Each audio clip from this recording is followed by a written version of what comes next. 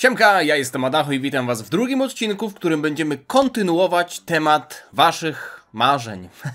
Waszych Dragon Ballowych marzeń. Jeśli nie pamiętacie albo nie widzieliście ostatniego filmu, to odsyłam was do niego. Jest to film, w którym omawialiśmy wasze propozycje tego, co chcielibyście zobaczyć w przyszłości w Dragon Ballu. Albo przyszłości bliższej, albo przyszłości dalszej. Napisałem jakiś czas temu post na społeczności i tam podzieliliście się ze mną swoimi marzeniami, za co bardzo wam dziękuję, ale rzecz jasna nie byłem w stanie wszystkich przeczytać w jednym odcinku, więc podzieliłem ten film, w zasadzie ten temat podzieliłem na kilka filmów. Dzisiaj zapraszam na drugą część i wydaje mi się, że te najciekawsze wątki z tego posta już wyhaczyłem, więc jeśli miałbym nagrywać część trzecią, to będę ją nagrywał na podstawie komentarzy spod poprzedniego odcinka, ale to nie zmienia faktu, że nadal możecie pisać swoje wymarzone wątki, ale może też przewidywania i ja zacznę ten odcinek od małej niespodzianki. Wiecie co? Ostatnio, jeśli oglądacie wszystkie moje filmy, albo przynajmniej większość, to wiecie, że jeden z moich widzów, Mateusz, który idzie pieszo z Polski do Japonii, przechodząc przez Bułgarię, natrafił na... To nie są chipsy, to są takie przekąski. Ja już je zjadłem w sumie w zasadzie, więc ich nie mam. Natrafił na takie przekąski z Goku i jakimś tam gościem z Bakuganów, prawda? Na opakowaniu i wysłał je do Polski, do swojej żony, ona przesłała mi, więc miałem to tutaj na filmie. Okazuje się, że Dragon Ball i Bakugany to nie była jedyna bajka, jaka jest związana z tą paczką. Wiecie co? Okazało się, że w paczce, co było bardzo dziwne, bo tak na początku jak otworzyłem, to nie zauważyłem tego w środku, była jeszcze saszetka z kartami z Wojowniczych Żółwi Ninja. Kto by pomyślał? Okazuje się, że poza Donatello, Raffaello, w zasadzie Rafaelem, to nie Rafael, to nie są te przysmaki, także Donatello, Rafael, Michelangelo i jeszcze był Leonardo.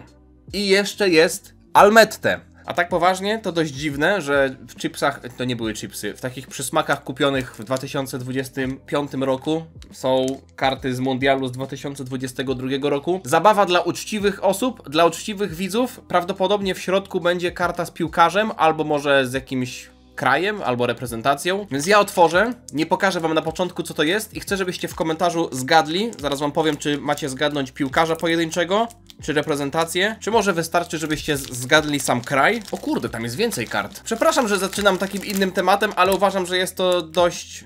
O, jest piłkarz. Jest to dość przykre, że nie zauważyłem tego w ostatnim filmie. Mam 8 kart, dwie z nich przedstawiają jakąś scenę z piłkarzami, których akurat nie kojarzę.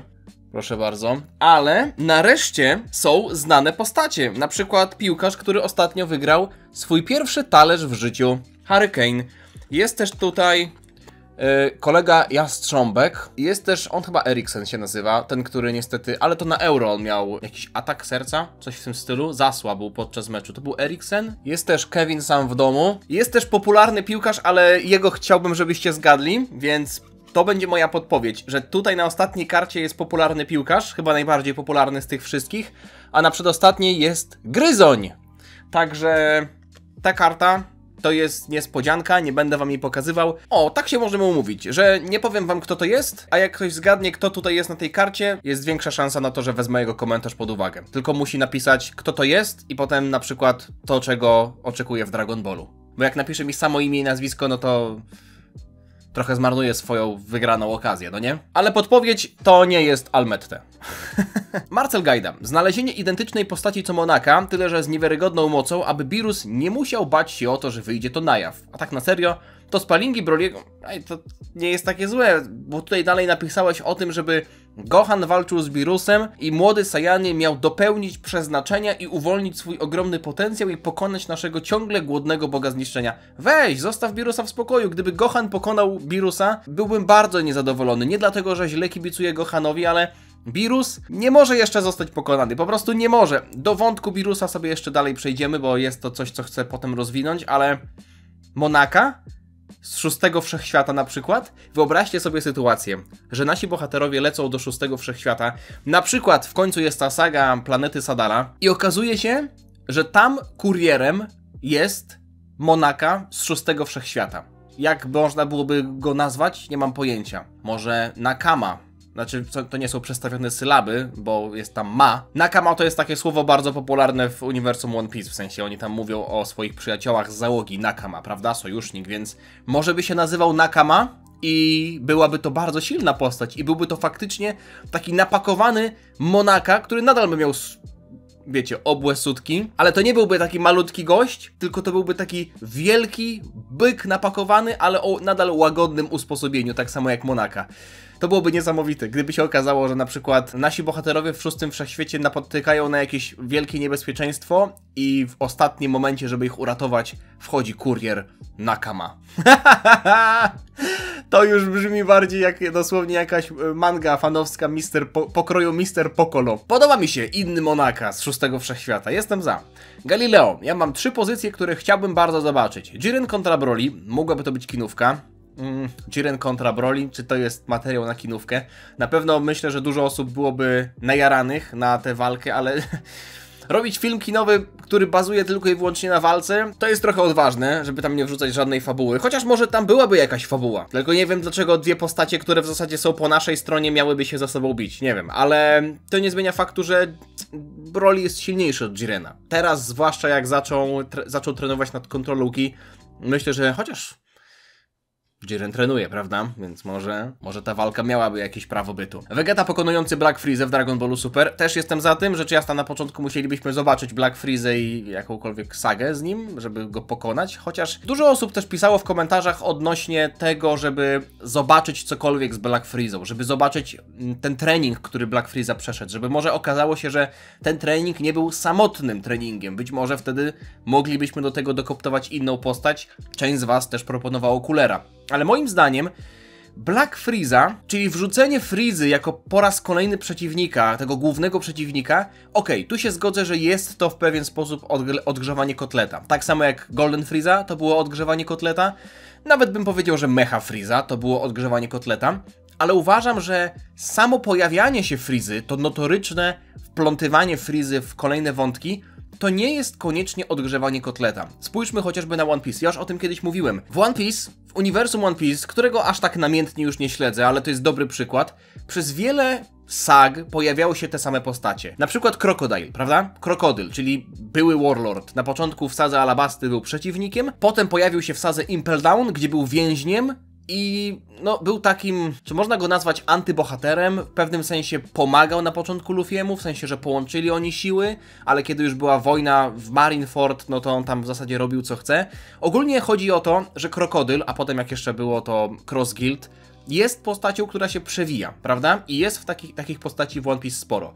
I uważam, że samo pojawienie się Freezy, samo wykorzystanie Freezy do tego, żeby on się pojawił, nie jest koniecznie odgrzewaniem kotleta. W sensie odgrzewanie kotleta, odgrzebianiem. Odgrzewanie kotleta to brzmi pejoratywnie, bo to się od razu kojarzy z czymś, co jakkolwiek żeruje na nostalgii, albo żeruje na poprzednich sagach i zajmuje czas antenowy kogoś nowego. Kogo moglibyśmy dopiero fajnego wymyślić. Freeza w Turnieju Mocy, wiele razy o tym mówiłem, to był fajny dodatek, bo to nie był wtedy antagonista. Pomagał naszym, to już był taki antybohater, prawda? W przypadku sagi Broly'ego Freeza był tylko dodatkiem, który sterował Brolim i Paragusem zza kulis, chociaż nawet nie tyle co zza kulis, co dość jawnie, ale to nie była postać, która przyleciała na ziemię, żeby pokazać nam nową formę. W przypadku Black Freezy nawet bym powiedział, że nie jest to jeszcze aż tak chamskie odgrzanie kotleta jak w przypadku Golden Freezy, no bo tam mieliśmy nową formę, jestem znowu głównym przeciwnikiem, po raz kolejny wam próbuję skopać dupę, ale mi się nie udaje. To było dość zaskakujące, kiedy okazało się, że Black Freeza odpuszcza Goku i Vegecie i leci robić swoje sprawy. I w ten sposób zbudowała się taka pewna nowa dynamika, że Freeza nie chce ich pokonać za wszelką cenę, być może chce się trochę nad nimi poznęcać. Oni teraz żyją w takim przeświadczeniu, że Freeza jest od nich znacznie silniejszy i może w każdej chwili tak naprawdę do nich przylecieć i ich zmieść z planszy. Ale trochę się rozgadałem. Tak chciałbym, żeby Vegeta pokonał Black Freezę. Też ze względu na to, że jestem fanem Vegety, ale jeśli Black Freeza miałby przez kogoś zostać pokonany, to był już pokonany przez Trunksa, był już pokonany przez Goku, jeśli liczymy sagę Namek, gdzie Freeza nie został zabity, ale został pokonany, no to raz, Resurrection of F to jest 2, Broly tak naprawdę już raz sklepał Freezę w swoim filmie, Gohan czy zasługuje na to? Może też Gohan by na to mógł zasłużyć, ale Vegeta jako osoba, która służyła Freezie, myślę, że zasługuje na to najbardziej. Raditz, który zostaje przywrócony do życia i staje się wojownikiem Z, trenującym i nadrabiającym zaległości na planecie Virusa z resztą. Nie wiem, czy jest potrzeba wprowadzania nowego wojownika Z, zwłaszcza sajańskiego, bo mamy Broly'ego, który teraz potrzebuje uwagi, mamy Gotena i Trunksa, którzy w końcu dorośli i oni też mogliby dostać coś nowego.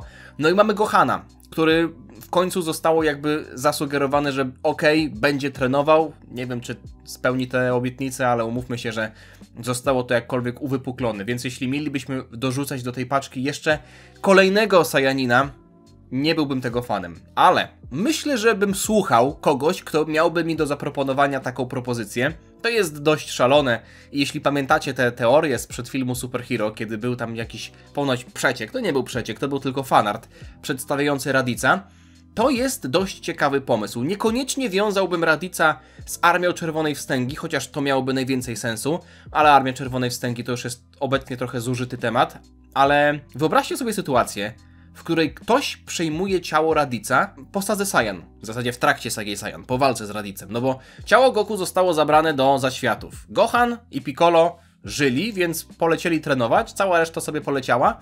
No ale co z ciałem Radica? No co z ciałem Radica? Przecież on go nie zachował. Dusza Radica poszła do zaświatów.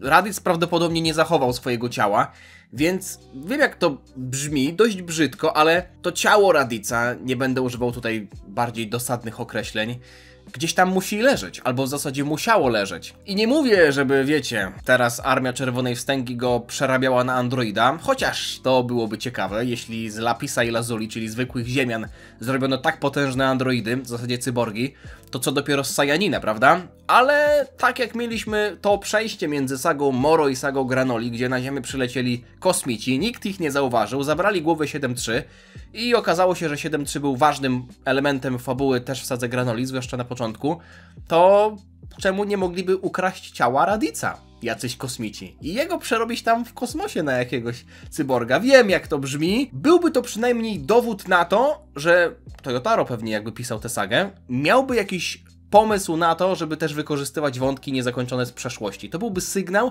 że on pamięta, co się działo wcześniej i że jest tam jakieś takie myślenie, jakaś głębsza rozkmina tam po prostu występuje. Byłbym tego fanem. Wojciech Dudkiewicz, Pogrzeb Granoli. To jest jedyna postać, która wiemy, że umrze i mniej więcej za ile lat, a wszystko w pogoni za siłą dla zemsty. Nie musi być z tego saga, że Vegeta i Goku szukają Granoli na turniej Mocy 2, czy żeby jakiegoś złola rozwalić. Jeden rozdział by wystarczył, samej ceremonii, żeby pokazać emocje naszych bohaterów i przekazać coś młodym czytelnikom oraz dać miejsce na refleksję.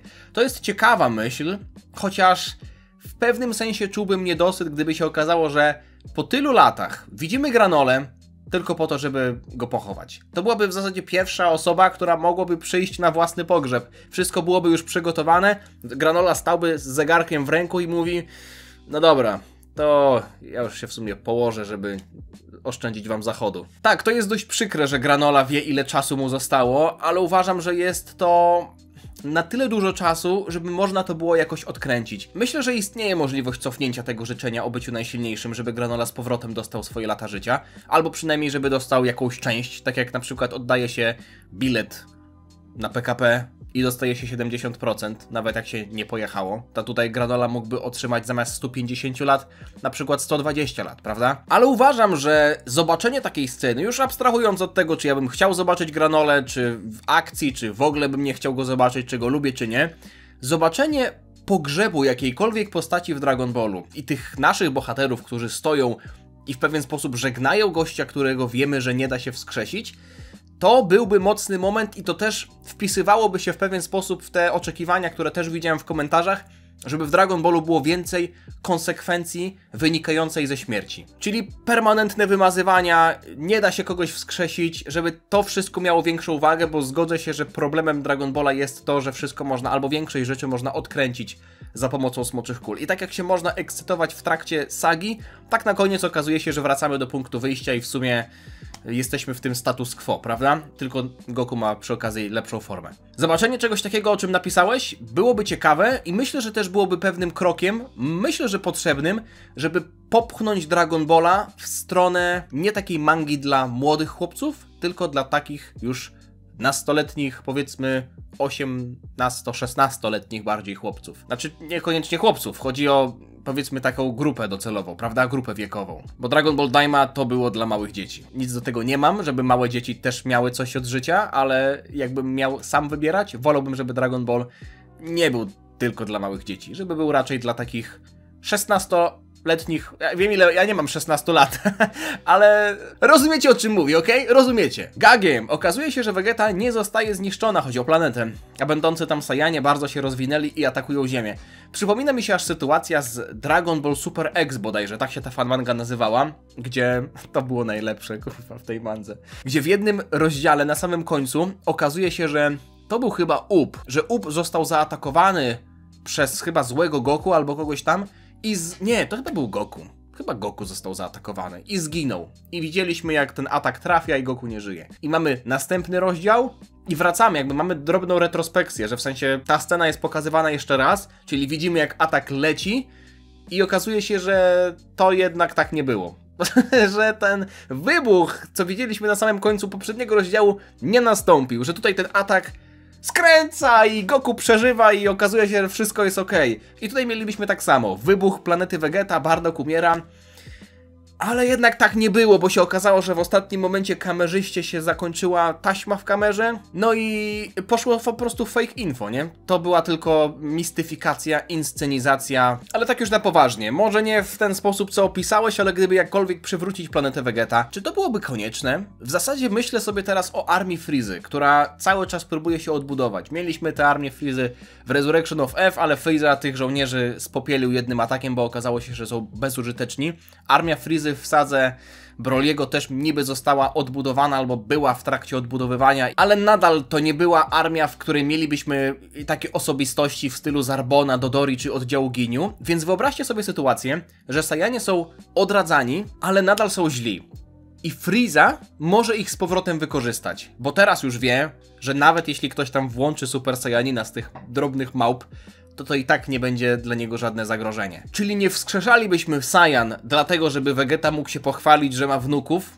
W zasadzie to jeszcze nie ma wnuków, ma dzieci. Tylko wskrzeszalibyśmy Saiyan po to, żeby oni nadal byli źli, chociaż wiemy, że ci nowi Saiyanie to w sumie nie byli tacy zero-jedynkowi, no ale pracowali dla Freezy, więc chaos by się i tak narodził. Gdyby się okazało, że Saiyanie zostali wskrzeszeni, byłby i tak chaos wielki, bo myślę, że to otworzyłoby multum kolejnych furtek, a jest bardzo duże prawdopodobieństwo, że one nie zostałyby i tak wykorzystane, bo ci Saiyanie, każdy z nich miałby olbrzymi potencjał do tego, żeby być silnym, prawda? Marcin Krupniak. Ja bym bardzo chciał zobaczyć większą liczbę członków rasy Freezy, na przykład jakaś ukryta planeta czy coś. Gustawo, czyli autor fanmangi Dragon Ball Hakai, już od dłuższego czasu niestety nie kontynuuje tej historii, chociaż nie wiem, czy to nie ma przypadkiem tego w planach, ale to nie zmienia faktu, że od dłuższego czasu nie pojawił się kolejny rozdział tej historii pobocznej w Dragon Ball Hakai. To nie było coś, co było w głównym wątku, ale jest tam historia Freezy, jego dzieciństwa i mamy tam przedstawioną planetę, której nazwy nie pamiętam, ale generalnie jest to planeta rodzinna Freezy i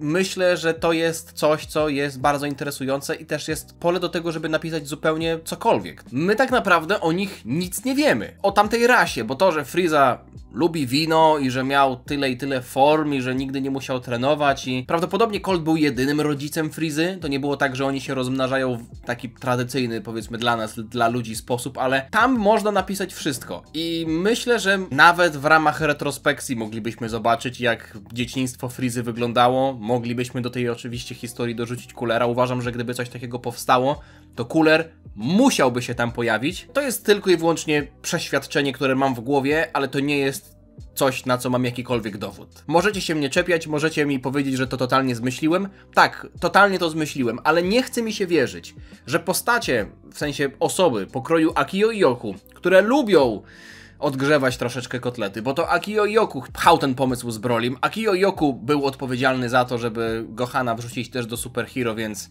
i mieliśmy tam też zżynkę z Cell Sagi, więc to Akio i Yoku jest postacią, która lubi nawiązywać. I jeśli spojrzymy na te filmy z Zetki, no to kto jest najbardziej popularną postacią?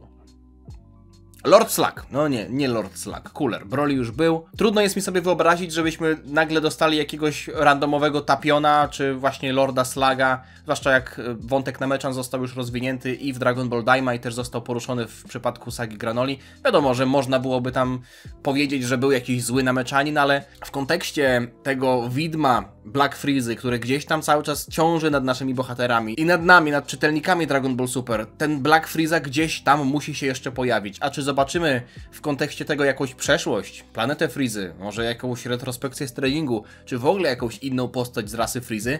Nie wiem, ale uważam, że jeśli mielibyśmy już mieć sagę Black Frizy, to byłoby to bardzo, bardzo słabe, gdyby się okazało, że Frieza po prostu jest, mamy nową formę, w zasadzie już nie jest nową formę, bo wiemy, że jest Black Frieza, po prostu mamy tego Black Freezę i próbujemy go pokonać. I to na tym tylko bazuje. Gdzie tu jest historia? Piotrek Kocur, czekam na fraga dla Vegety i chciałbym, żeby Granola miał jakiś wpływ na fabułę w Dragon Ballu Super. Myślisz, że Chaozu opanuje Ultra Instinct?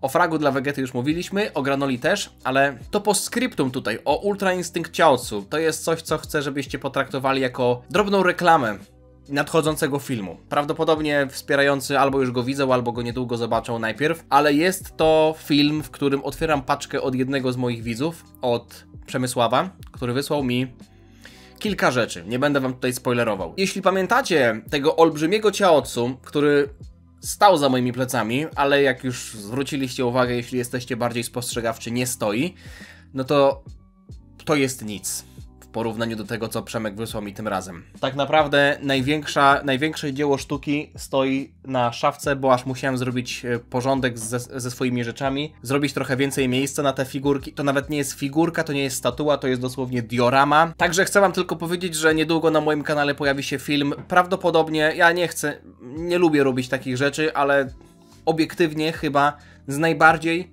dopierdolonymi figurami, statuami, jakie kiedykolwiek dostałem w życiu, bo czegoś takiego no jeszcze nie widziałem na żywo w ogóle, a żeby coś takiego mieć na półce, to jest kosmos totalny, więc zachęcam was już teraz, żebyście śledzili mój kanał i zerknęli na ten film, jak go wrzucę. Artur Bednarek, czekam na trochę szacunku do najlepszej postaci wprowadzonej w Dragon Ballu Super, Birusa. Nie potrzebuję całej sagi, wystarczy tylko, żeby pokazali, że nie ma nikt do niego podjazdu. Jest jeszcze jeden wątek tyczący się Birusa, więc w sumie zahaczę o niego i przeczytam też komentarz Sebastiana. Odpowiedź, o co chodziło rybiej wyroczni, że Goku będzie zagrożeniem dla Birusa. To nie było tak, że Goku będzie zagrożeniem dla Birusa, ale ta dwójka, w domyśle Vegeta i Goku, będą dla Birusa najsilniejszymi rywalami. To jest coś, co w mandze Dragon Ball Super pojawiło się w zasadzie już w trakcie sagi Przetrwania Wszechświatów. Rybia Wyrocznia kilkukrotnie potwierdziła, że tak, ta dwójka będzie najsilniejszymi rywalami Birusa i myślę, że można to powiązać z wydarzeniami, które miały potem miejsce w mandze, bo Birus potem wyzwał Vegetę na pojedynek, bił się z nim, kiedy ten był w Super Saiyanie Blue. Docenił jego progres, w tej walce oczywiście też Vegeta po raz pierwszy pokazał tego opanowanego Blue i przez chwilę nawet myślał, że ma przewagę nad Birusem, ale słowa Whisa tutaj bardzo mocno sugerowały, bo to jest oczywiście tam sytuacja sprzed paru lat, że Birus nie walczył na poważnie, że tylko się z Vegetą bawił. Nawet mimo tego, że przez chwilę wyglądało to tak, że Birus ma krople potu na twarzy i że tam zaciska zęby, to nadal była tylko i wyłącznie zabawa. Nadal w kontekście, powiedzmy, tych perypetii albo takiego poglądu na siłę Birusa możemy zerknąć na sagę Granoli, kiedy Vegeta dowiedział się, że Ultra Instinct nie jest jedyną techniką bogów i zapytał Birusa, czego on używa, jakiej techniki bogów on używa. I myślę, że tutaj nie powiem, że zbliżamy się do tego sufitu, ale zaczyna się już robić ciekawie. Vegeta ma już Ultra Ego. Oczywiście chodziło o Ultra Ego. Wiadomo, że Vegeta najprawdopodobniej nie ma opanowanego tego Ultra Ego, a raczej na pewno nie ma opanowanego Ultra Ego do perfekcji, bo widzieliśmy, jak zachowywał się w walce z Gasem, ale chcę tylko zwrócić uwagę na to, jak Birus był przedstawiany przez całość trwania Dragon Balla Super. Spójrzmy sobie na to wszystko po kolei, bo wiadomo, te liczby tyczące się porównywania mocy Birusa, Goku i Whisa to jest coś, co zostało powiedziane poza mangą, więc jeśli mielibyśmy kierować się jakkolwiek tym, co zostało powiedziane albo w animacji, albo w mandze, w sensie jakby w uniwersum, to tam padły te słowa o 70%, ale to było coś, co myślę, że można rozbić o kant dupy. Chyba że założymy, że ten pierwotny God Goku z rytuału jest znacznie silniejszy niż God Goku z treningu. Czyli ten pierwszy God Goku, który walczył z Birusem, to był prawdziwy Bóg Saiyan, który miał prawdziwą moc znacznie wyższą niż ten God Goku, którego na przykład teraz Goku pokazuje, albo którego Vegeta pokazuje. Nie sądzę, żeby tak było, po prostu to 70%, które padło, musimy wyrzucić do kosza, bo idąc najprostszą logiką, Super Saiyanin Blue już powinien prześcignąć Birusa, a wiemy, że tak nie jest. Kiedy w anime Goku nakładał na Blue Kaiokena, Birus się trochę osrał i zwłaszcza kiedy Goku powiedział, że miał zamiar użyć tego przeciwko Birusowi. Wiadomo, że Birus tam powiedział, że nadal nie miałby z tym problemu, ale powiedzmy, że był zaskoczony. W sadze Future Trunksa Shin Jiren powiedział, mówię tutaj teraz o wersji mangowej, że moc Wegerota Niebieskiego może być nawet wyższa niż moc Lorda Birusa. Na turnieju mocy widzieliśmy sytuację, w której niby w 11 wszechświecie był śmiertelnik silniejszy niż Bóg Zniszczenia, a tamten Bóg Zniszczenia kiedyś pokonał Birusa. Tylko że mowa o Belmodzie, a Belmod w sumie nigdy nie było pokazane, że walczył z Birusem, a w anime to zostało przekręcone tak, że to niby był Kitela, który siłował się z nim na rękę, więc Jiren był silniejszy od Belmoda, a Belmod i Birus walczyli ze sobą w mandze przed turniejem mocy i w sumie ta walka nie została rozstrzygnięta, więc czy Jiren jest silniejszy od Birusa, a potem jak nasi pokonali Jirena, to czy oni są silniejsi od Birusa? Zagmatwanie, kolejne z poplątaniem. Potem jeszcze Goku na końcu filmu powiedział, że Broly może być silniejszy niż Birus. I tak tylko było cały czas sugerowane, że oj, on może być silniejszy niż Birus, albo on jest na poziomie Birusa, albo on może walczyć z Birusem. A Birus tylko stoi i wygląda. Wiadomo, była sytuacja w sadze Moro, gdzie już miał użyczyć swojej mocy do walki.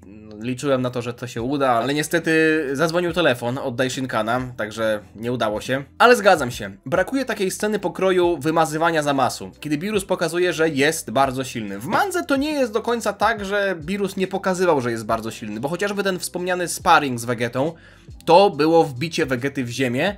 Zresztą w sadze Granoli, kiedy Birus też trenował Vegetę, powiedzmy trenował, bo on tam się nie przyznawał, że go trenuje, albo nie chciał tego powiedzieć wprost, też widzieliśmy, że to Birus jest tą postacią, do której Vegeta aspiruje, do poziomu, której Vegeta aspiruje. Ale inaczej jest mówienie o tym, że Birus jest silny, a inną rzeczą jest pokazanie tego, że Birus jest silny, więc liczę na to, że Birus będzie miał jakąś okazję, w której będzie mógł nie tyle co kogoś wymazać, bo wiecie, Hakai to jest technika, która trochę ignoruje poziomy mocy. Goku w sadze Future Trunksa w mandze też był w stanie zreplikować Hakai. Vegeta też jest w stanie już używać jakkolwiek Hakai, więc to jest takie trochę Aezakmi po prostu, wymazanie gwiazdek. To nie jest tak, że musicie być bardzo bogaci, czy mieć jakąś lepszą broń w GTA San Andreas, po prostu wpisujecie Aezakmi i policji nie ma. Tak samo tutaj robicie Hakai i gościa nie ma, więc ta scena, w której Birus niestety nie zainterweniował w przypadku Moro, to jest dla mnie zmarnowana okazja. Fakt, wtedy mogłoby być Hakai, ale mielibyśmy pokazane też z jaką łatwością Birus radzi sobie z tym zagrożeniem, z którym nasi bohaterowie Goku w Ultra Instynkcie nie jest sobie w stanie poradzić i to też byłby jakiś wizualny sygnał, że Birus jest jeszcze bardzo, bardzo wysoko. Ale teraz jak Vegeta ma Ultra Ego, myślę, że ten dystans może się zmniejszać, no zwłaszcza też biorąc pod uwagę słowa w rybiej wyroczni, ale w sumie to już jest tak naprawdę sprawdzone, no bo kto jest silniejszym rywalem Birusa niż Goku i Vegeta? No, Monaka nie, chyba że ten z 6. Wszechświata. I najlepszy komentarz zostawiłem sobie na koniec. Banan203. Szczyt artyzmu. Robią Brohana, robią Gogetę i łączą się potarami i dzieje się Brohageta. A żeby nie było mało, robią komuś dziecko. I to już daje ci, Adaśko, pole do popisu. Myślę, że to nie wykluczyłoby nadal tych pytań, które się dawno temu pokazywało. Już na szczęście nie pytają mnie o ciążę fuzji, chociaż tam jeszcze czasem się zdarza. Bo pytanie o ciążę fuzji brzmiało tak, co by było, gdyby fuzja zaszła w ciążę, a potem się rozdzieliła. Kto by miał brzuch, prawda? No tutaj Brohageta, jako 4 facetów, no nie mogliby zajść w ciążę, więc trzeba byłoby to jakoś obejść, prawda? Chyba że to Brohageta zaszedłby w ciążę, chociaż znając moje szczęście jako fana Vegety, to po tym 4-krotnym rozdzieleniu na Broliego, Gohana, Goku i Vegetę, to Vegeta miałby ciążę. Pewnie jakąś pozamaciczną w kolanie. Jeśli chcecie zobaczyć ciążę Vegety pozamaciczną w kolanie, to weźcie leki. Ale jeśli chcecie zobaczyć jakieś inne rzeczy, to możecie dać mi znać w komentarzu. Póki co, dziękuję wam za oglądanie. Zachęcam do tego, żebyście zostawili oceny, żebyście zostawiali oceny, czyli powiedzmy też w przyszłości, nie tylko dziś. Tu pokazuję wam linię czasu, że tutaj jesteśmy dzisiaj, a tu będę dalej wrzucał filmy. Do tych filmów też już was teraz zapraszam, zwłaszcza do tego, w którym będę wam pokazywał te prezenty od Przemysława. Zostawcie suba, żeby niczego nie przegapić i pamiętajcie o naszej małej zabawie. W 3. odcinku najbardziej wyczekiwanych teorii zdradzę wam, kto tutaj jest. Śmieszny jest ten piłkarz, tyle wam powiem. Śmieszny jest momentami. Pa, pa!